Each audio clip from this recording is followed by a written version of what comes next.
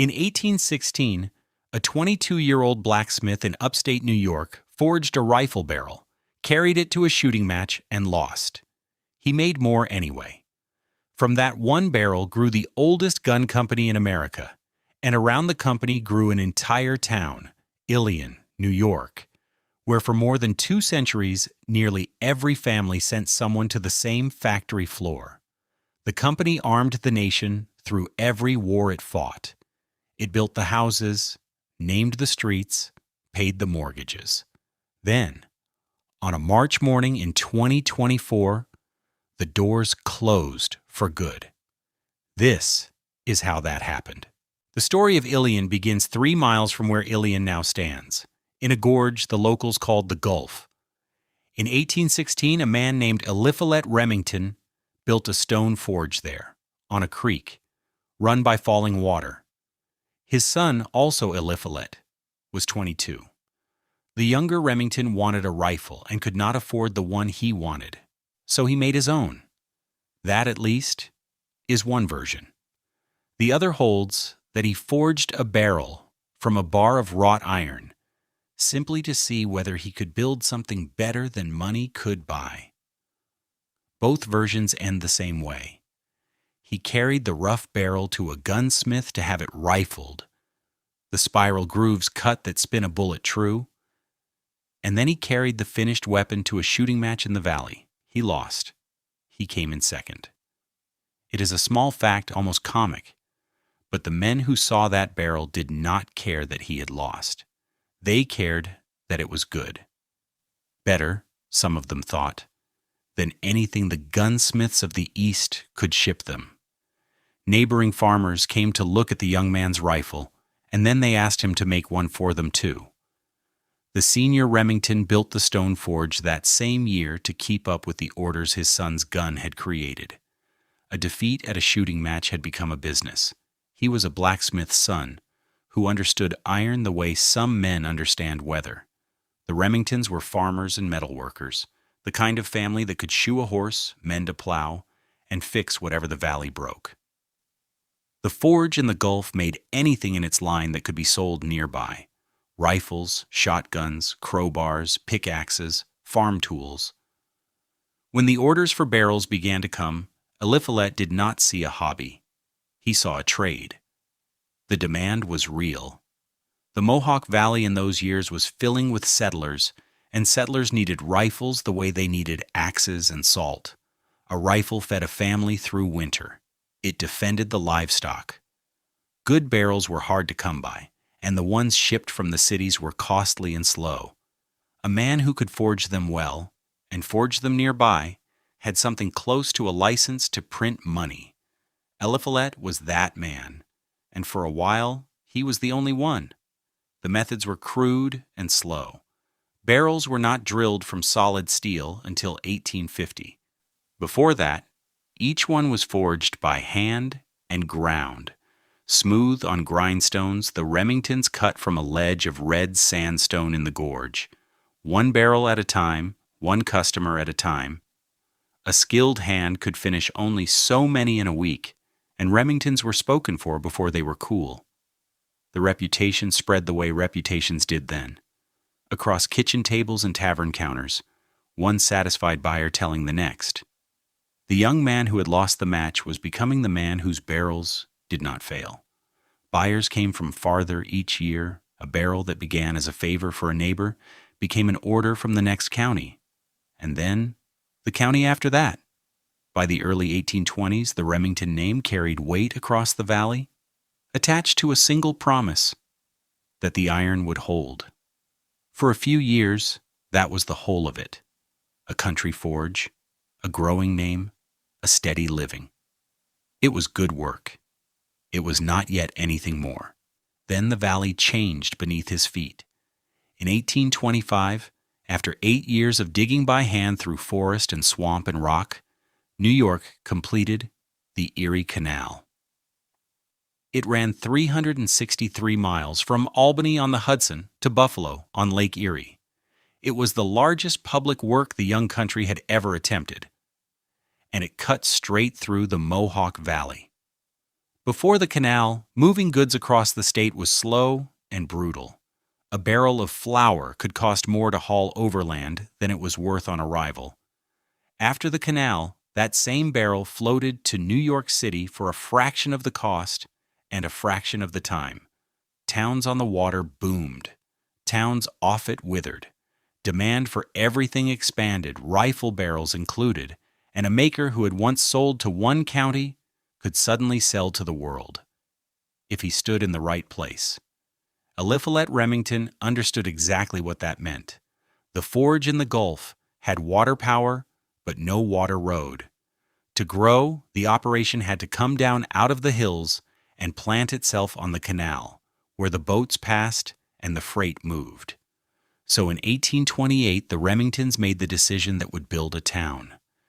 They bought 100 acres on the south bank of the Mohawk River, astride the new canal, near a settlement, then called Morgan's Landing. They moved the forge and foundry down from the gorge to that flat, well-watered, well-connected ground.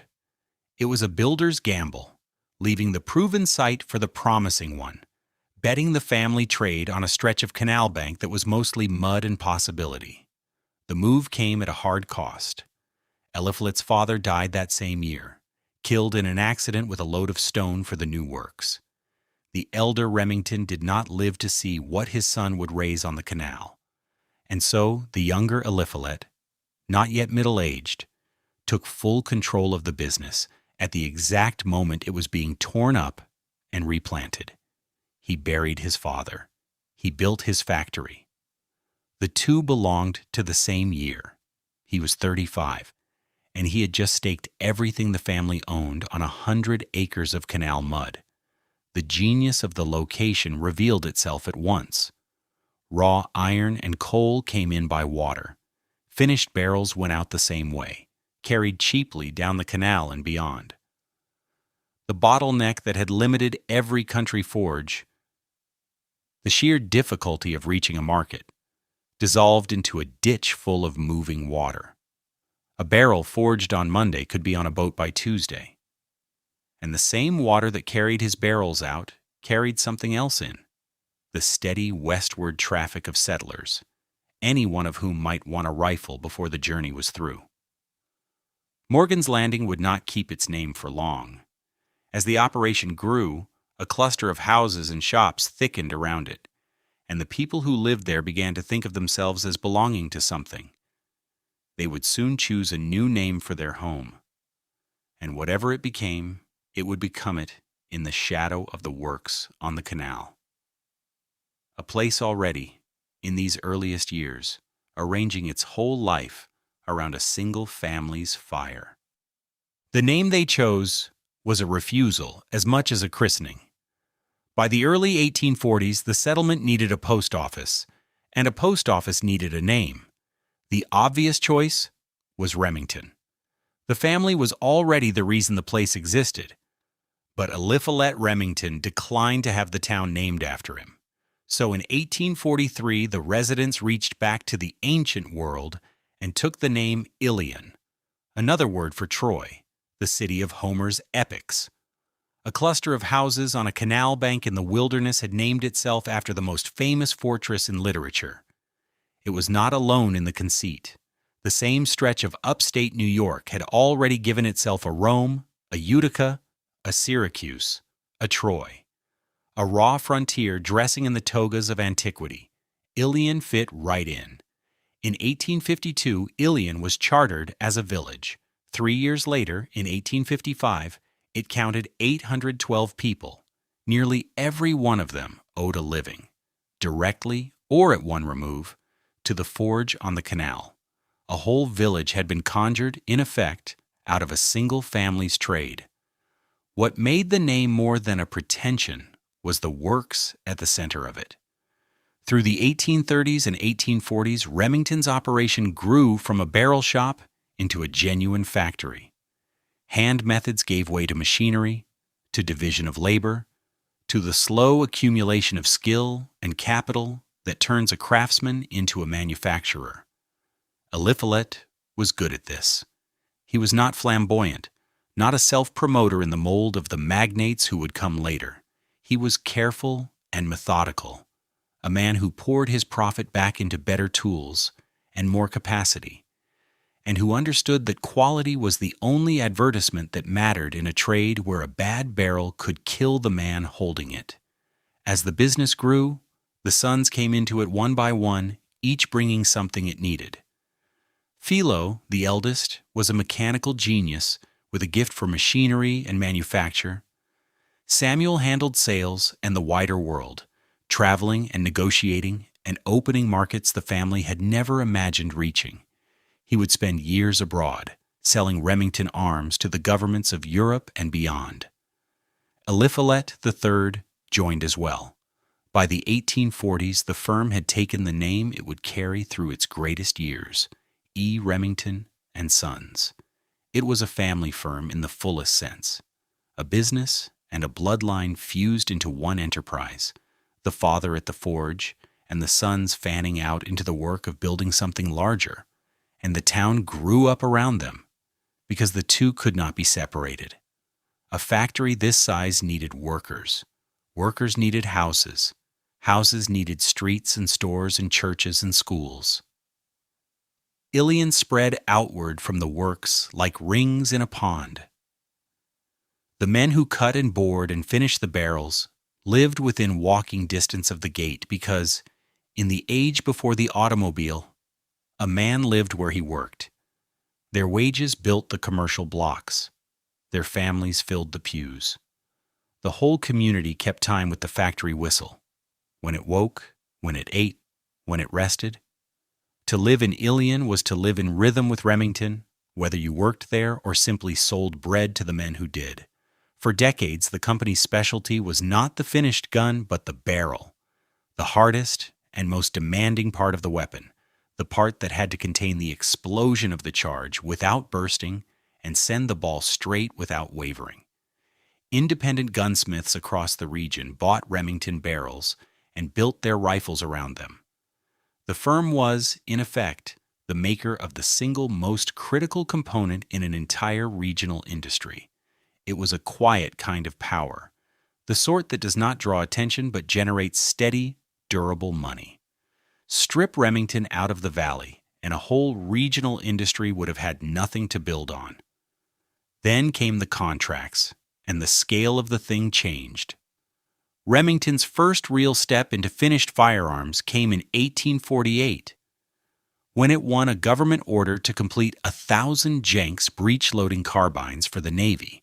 It also took over a defaulted contract from another maker for 5,000 Model 1841 rifles.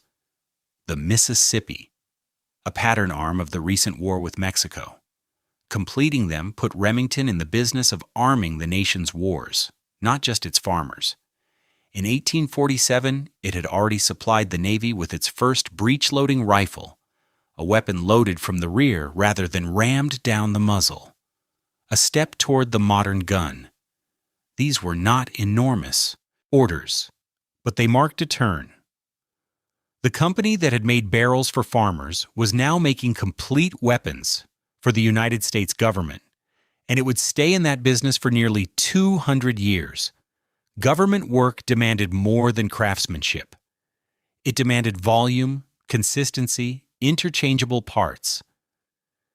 Thousands of identical weapons built to a single standard. This was the discipline of the armory, and Remington learned it. Handgun production began in 1857 with the Remington Beals pocket revolver. Each contract built capacity that outlasted the war that prompted it, leaving the company larger than before. Ilion thickened with every expansion. A few hundred more workers, a few more streets of houses, another church, another store. The pattern never varied. The works expanded first, and the town expanded to match it. By the late 1850s, Remington had also begun to spread its bets. In 1856, it moved into agricultural implements, putting its metalworking to use on the plows and tools a farming nation needed in peacetime. It was a small step, but a telling one. An early instinct that the works should make more than weapons, that a factory able to turn its hand to many products would stand steadier than one chained to a single demand. That instinct would later flower into something remarkable. For now it was simple prudence. No one yet called it a hedge. It simply looked like good sense. Then, 1861 arrived, and two things happened in close order that set the company's whole future. In that year, Eliphalet Remington died at the age of 67. He had been born in Connecticut in 1793, a blacksmith's son who lost a shooting match and built a dynasty. He had taken a forge in a gorge and made it the foundation of a town. He did not live to see what his sons would do with it, because in that same year the United States broke apart and a war began that would devour more men and more weapons than any conflict in the nation's history. The father was gone. The sons were ready, and the demand about to fall on Ilion would dwarf everything the Remingtons had ever known. Philo Remington took the firm at the moment his country needed weapons more than it had ever needed anything. The Civil War was an industrial war, the first of its kind, fought by mass armies that consumed rifles and cartridges at a rate no one had foreseen. The Union needed arms by the hundreds of thousands, and it bought them wherever it could. Remington delivered. The numbers tell the story plainly. The Ordnance Department took 31,003 of Remington's .44 caliber new model Army revolvers in 1863, another 58,003 in 1864, and 20,000 more in 1865, over 109,000 handguns in 3 years. By the war's end, Remington had sold more than 116,000 revolvers to the Union government, second only to Colt. It built some 12,000 Model 1863 contract rifles, the ones later nicknamed Zouaves. These were the new model Army and Navy revolvers and rifles, the second most widely issued sidearms of the war, carried by Union cavalry and sailors alike. The Ilion shops ran at a pace the town had never seen, the floor crowded with men and machines working to fill orders that would have seemed fantastical a decade before. The war made Remington a major arms maker, in fact, not just in ambition, and the capacity built to feed the Union armies did not vanish when the guns fell silent in 1865. It remained a large, modern, capable factory standing in a small town, suddenly with no war to feed. Here the Remingtons met the question that would shadow the company for the rest of its life, the question every arms maker faces when peace breaks out. What do you build when the killing stops? Their answer, in those years, was audacious. They would build everything. The instinct toward diversification now became a full strategy. The Remingtons looked at their factory, its precision machinery, its skilled metal workers, its ability to make complex mechanical things to a fine tolerance, and reasoned that such a plant need not limit itself to weapons. A shop that could build a revolver could build almost anything mechanical. So they went hunting for products to fill the peacetime floor. They made sewing machines starting around 1870, entering a market that was booming as the device transformed households and garment shops across the country. They kept making farm tools, and they still made guns because the world still wanted them.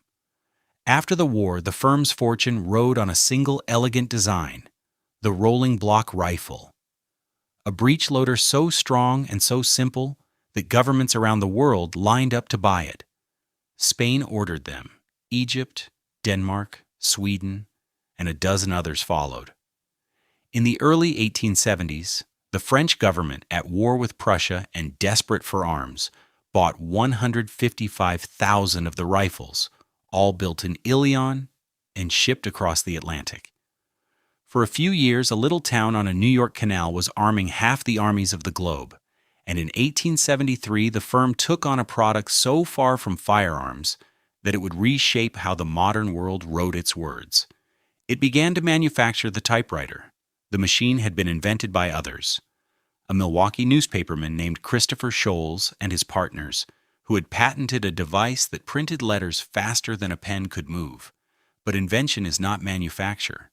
The inventors lacked the means to build their creation in quantity, and the patent passed to backers who needed a factory with the precision and skill to turn a fragile prototype into a reliable product. They found it in Ilion. They brought the typewriter to Remington, and so the first commercial typewriter in history was built in a gun factory in upstate New York. The Sholes and Glidden typewriter, made by E. Remington and Sons from 1873, introduced the QWERTY keyboard, the arrangement of letters, devised to keep the type bars from jamming, that hundreds of millions of people would tap every day for the next century and beyond. The keyboard on which the modern world is written was standardized in the same building that made the rifles the modern world carried into battle. In 1876, the nation gathered in Philadelphia for the Centennial Exposition, the first World's Fair on American soil. Nearly 10 million visitors came to see what the country had made of itself in 100 years. And there, among the exhibits that defined American industry, Remington showed its wares. Not only its firearms, but its sewing machines and its typewriters, the products of a New York gun town displayed to the world. Company born of one hand-forged barrel stood on the great national stage. Ilion had arrived. By 1881, the village held some 4,500 people, more than 5 times its size of a quarter century before.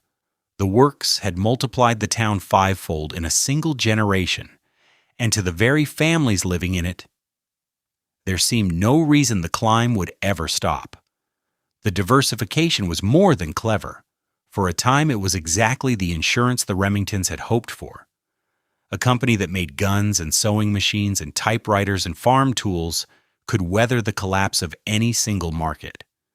When arms orders dried up, the other products kept the floor busy and the men paid. The works hummed along on a balanced diet of demand. But there was a flaw inside the success, and it wore the mask of strength.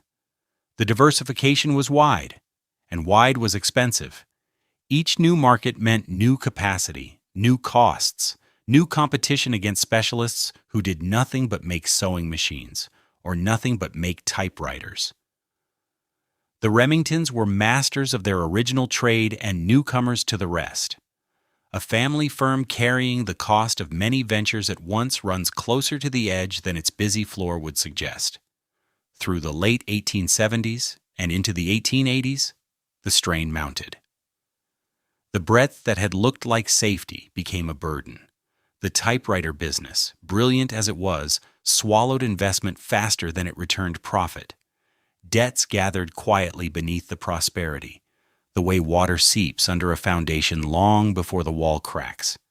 The company that had armed the Union, built the world's first commercial typewriter, and stood proudly at the Centennial was, underneath, overextended. Then the crack reached the surface. In the mid-1880s, E. Remington and Sons, the firm the blacksmith had founded, the firm that bore the family name, the firm around which a whole town had arranged its life, ran out of money. The diversification that had looked like wisdom had stretched the family too thin to hold. After 7 decades, the Remington dynasty in Ilion faced something it had never faced.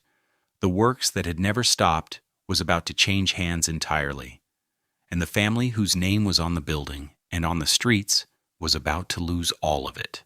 The rescue came from outside the family, in the person of Marcellus Hartley, a New York arms dealer and industrialist who understood the value of what was failing in Ilion. In 1888, he acquired the bankrupt firm. The name E. Remington and Sons passed into history, and from the wreckage, Hartley organized a new entity, the Remington Arms Company. The family that had built the works no longer owned it. The blacksmith's descendants stepped back from the business their grandfather had forged, and the company carried the old name into the modern age under new hands. Hartley was no stranger to the trade. He already controlled the Union Metallic Cartridge Company, the largest ammunition maker in the country. In buying Remington, he was assembling something larger, a single firm that could make both the gun and the round it fired. Under Hartley, the reborn company pushed into new markets. It kept turning out the rolling block rifles that foreign armies still wanted, and in the 1890s, riding the craze, then sweeping the country, it even built bicycles. The works could make almost anything. What it made best, and most, was guns. The split that came with the bankruptcy mattered as much as the change of owner. The pieces of the overextended empire were pulled apart. The typewriter business became its own company. And it did not stay small. As the Remington Typewriter Company, it grew into a giant of the office machine age. In 1927, it merged into a firm called Remington Rand. And after the Second World War, Remington Rand bought a small computer outfit and, in 1951, delivered the first UNIVAC to the U.S. Census Bureau, one of the first commercial computers in the world. The line that began with a typewriter in an Ilion gun shop ran, improbably, to the dawn of the computer age. For a time, the two businesses shared the same town. Ilion in those years was not a one-industry village, but a two-industry one. In 1912, the typewriter works in Ilion employed 2,851 people. The gun works employed 1,127. The machines that wrote the world's words actually outemployed the weapons. By 1919, the village held 14 factories and more than 6,000 workers, turning out nearly $14 million in goods a year. But over the decades that followed, the business machine operations drifted away to other plants, and the guns were left, once again, as Ilion's lasting anchor. The arms company, reborn, grew formidable. In 1912, the two halves Hartley had gathered were formally fused as Remington UMC, the gun and the bullet under one roof. Now the company made not only the rifles, but the cartridges they fired. The works in Ilion stood at the center of an industrial machine of national importance. And then history handed that machine the largest order it had ever seen. By the time the United States went to war in 1917, Remington's plants were producing rifles for Britain, for Russia, and for the American Army by the millions, one of the largest small arms operations anywhere on Earth. In 1914, war erupted in Europe, and the appetite for arms became bottomless. Britain, France, and Russia turned to American factories to supply what their own could not, and Remington answered on a scale that reshaped the physical town.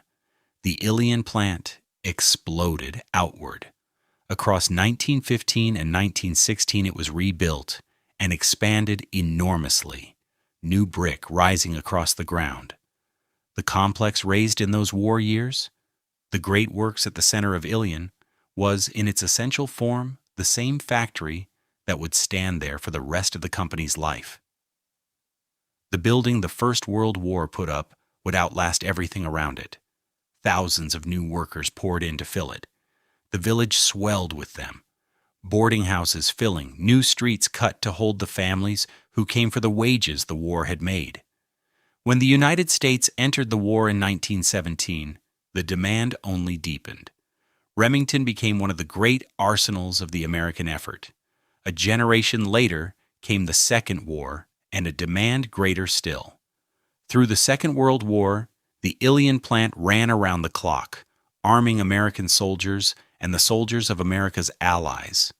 The line turned out M1903 Springfield rifles by the hundreds of thousands, 3 shifts a day, the machines never cooling. The town gave the war its sons and its labor in the same motion. There is one detail from those years the old-timers repeated for decades, an image that captures the scale better than any production figure. The plant employed so many people, working so many shifts, that the parking lot could not hold all their cars. Workers had to carpool simply to fit. Whole streets of families sent their members through the gates. Fathers and sons and daughters and neighbors. The works pulling in so much of the town's labor that the roads around it filled past capacity. This was Ilion, at its height. A small village in the Mohawk Valley, arming the world. Everyone knew someone on the line. For most families, a job there was less a choice than an inheritance, passed from one generation to the next like a name. The products of the mid-century became legends. The Remington Model 87.0 pump-action shotgun, introduced in 1950, would become the best-selling shotgun in American history.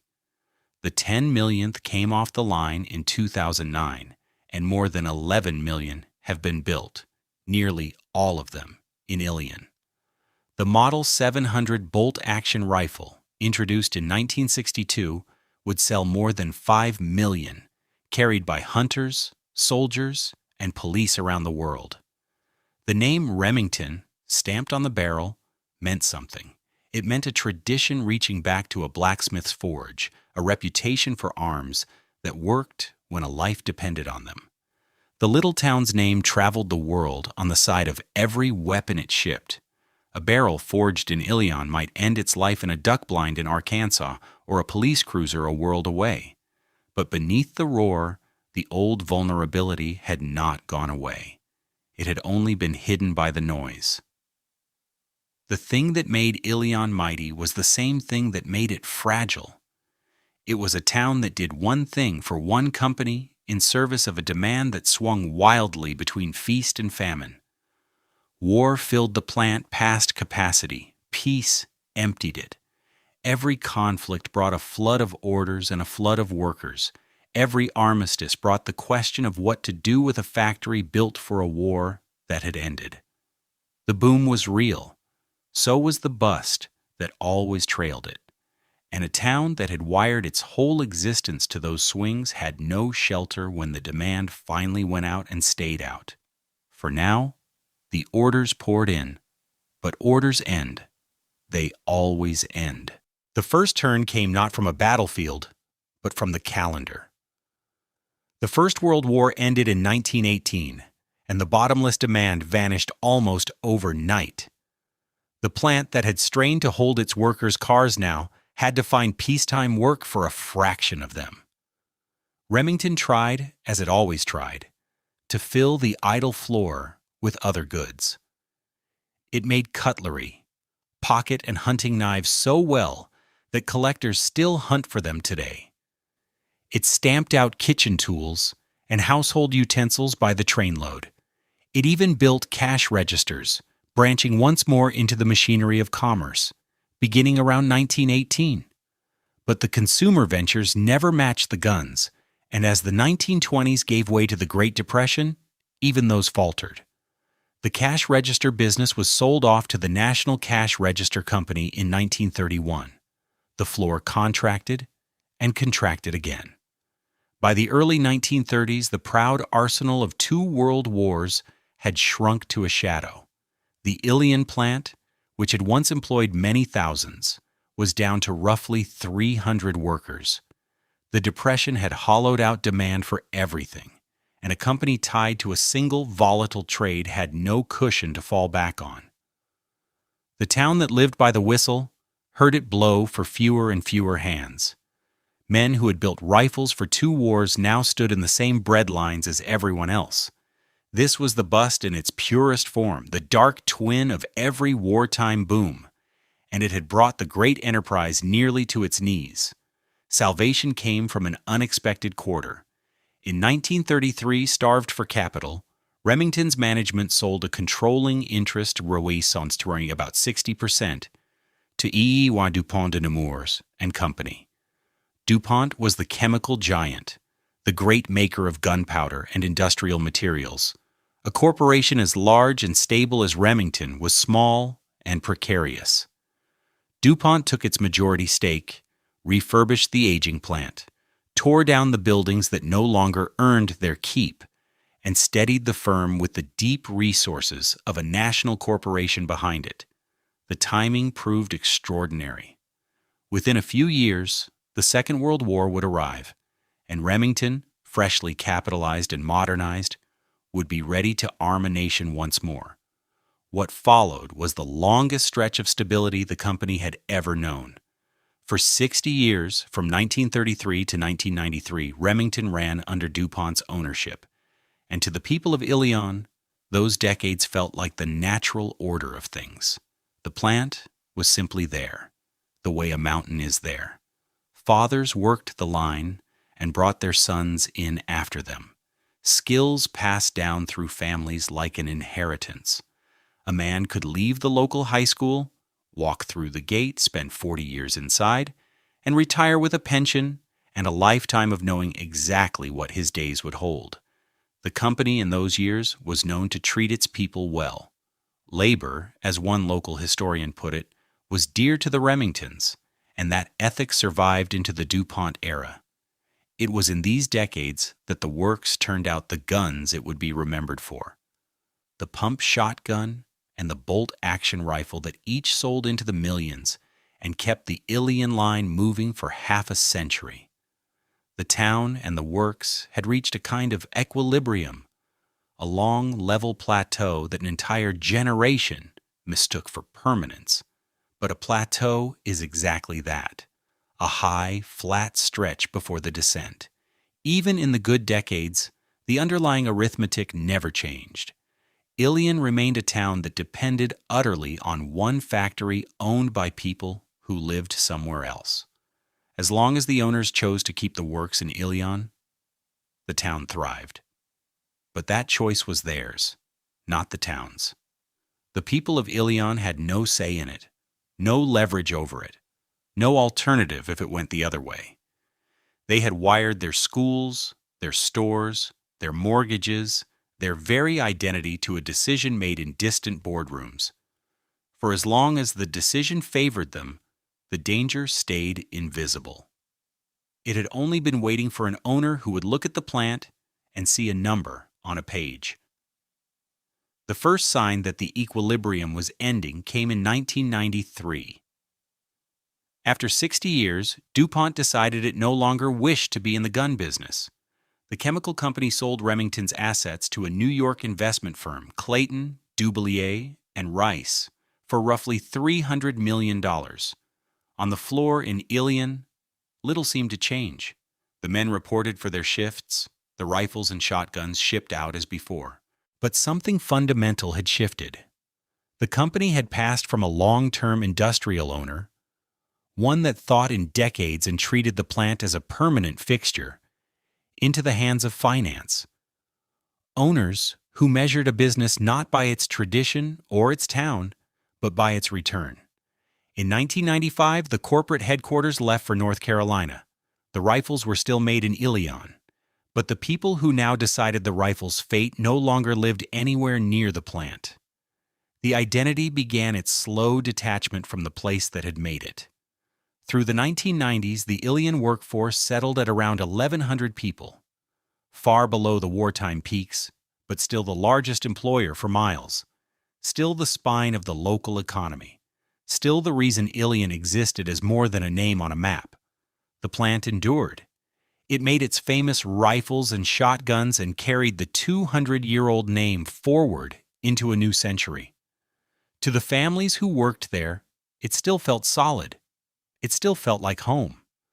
But ownership had become a thing that changed hands, and each new owner stood 1 degree further from the town, 1 degree more willing to read the works as an asset on a balance sheet rather than the heart of a community. Then, in 2007, the company passed to its most consequential owner yet. A private equity firm called Cerberus Capital Management bought Remington and folded it into a sprawling firearms conglomerate. The firm had taken its name from Greek myth, Cerberus, the three-headed dog that guards the gates of the underworld, that lets the dead enter and never lets them leave. The people of Ilion could not have known what the name would come to mean. They knew only that the company had distant new owners again in the world of high finance. New York, desperate to keep the plant from leaving, would hand those owners millions to stay. $3 million to expand the aging Ilion works, more again to add 100 jobs. The town and the state were paying now for the privilege of being kept a little longer. The works kept running. The whistle kept blowing. and the dog had taken its place at the gate. To understand what the end meant, you have to understand one Ilion family, because there were hundreds like it. Consider a man who spent his working life inside the plant as a building engineer. His mother had worked there. His father had worked there. His wife worked there beside him. His 2 daughters worked there. His son-in-law worked there.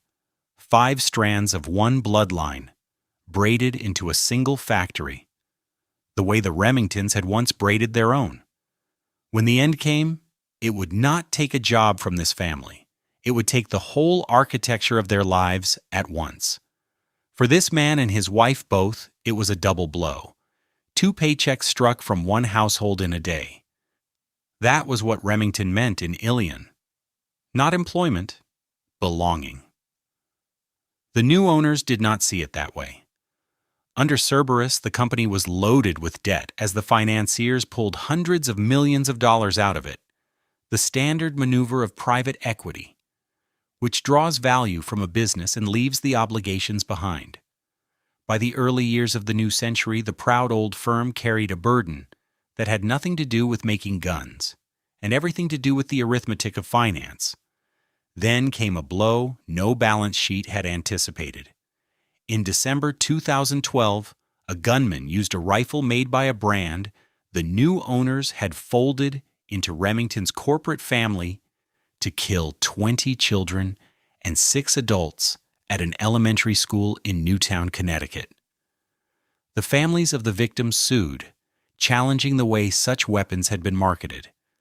After years of litigation, the case ended in 2022 with a settlement of $73 million, the first of its kind against an American gunmaker.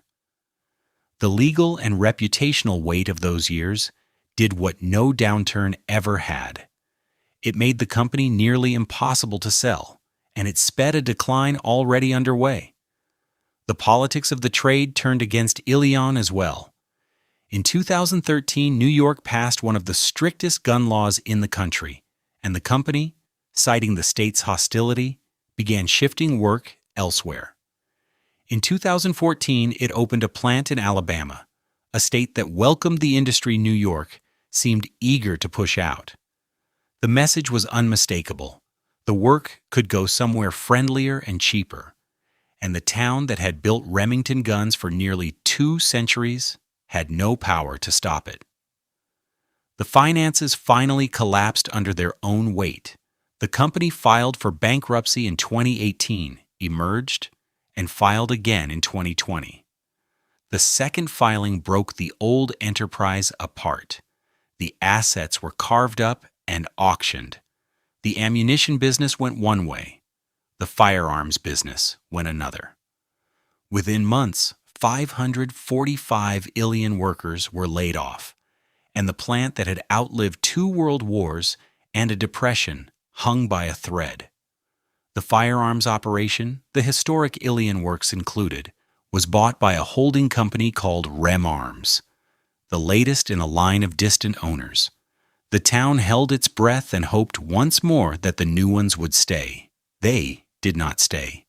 On the 30th of November, 2023, a week after Thanksgiving, the company notified village officials by email that it would close the Ilion plant entirely and consolidate its operations far to the south, in LaGrange, Georgia. The union called the timing, just before the holidays, a slap in the face. The mayor of Ilion said he felt as though a family member had died. His own father had raised 4 children on a Remington paycheck across 37 years, walking to work each day with his lunch in his hand. Now the news arrived in a single email on a winter afternoon. The union answered with 3 bitter words of its own: Merry Christmas from Remington Arms. On the 4th of March, 2024, the Remington plant in Ilion closed for good. Roughly 300 people worked their last shift and walked out the gate of the great brick works the First World War had built, the plant that had stood at the center of the town for more than a century. The oldest gunmaker in America had been making firearms in Ilion since 1816. After 208 years, the line stopped. On that last day, the workers carried out their tools and the things from their lockers, signed the papers, and crossed a lot their grandparents had once been unable to park in. What remains is the town the company made. The streets still carry the names the company gave them. The works still stand in the center of the village, windows dark, purpose gone, too large and too entangled with the place to simply vanish. In December 2024, the property was sold to a developer. An environmental survey of the grounds turned up the residue of 2 centuries of metalworking in the soil. Hundreds filed for retraining and looked for jobs that paid like the one they had lost. They found few. Some left the valley. Some stayed to see what the developer would make of the bones of the works. A community of some 7,600 people, where almost everyone had a connection to the plant, had worked there, or knew someone who had, or descended from someone who had, was left to find out what it would be when the one thing that had defined it for 2 centuries was gone. For 200 years, a boy in Ilion had grown up knowing there would be a place for him on the line, the way his father had, and his father before him. That certainty was the real thing the company had made, more lasting than any rifle. When the plant closed, it did not just end 300 jobs. It ended the promise that had organized the town's imagination since 1816. The town that named itself after Troy was learning the lesson Troy teaches.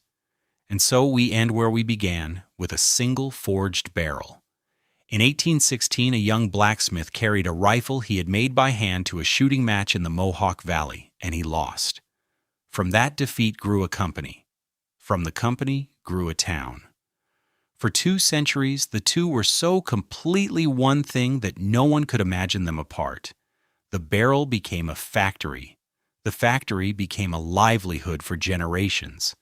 The livelihood became an identity, woven so deep that the town and the works shared a single name and a single fate. Now the line is quiet, and the families who filled it have scattered to whatever comes next, and the brick walls hold nothing but the echo of 200 years of labor. The blacksmith built better than he knew. He built something vast. He also built something that, like all things, could end. In Ilion, it has.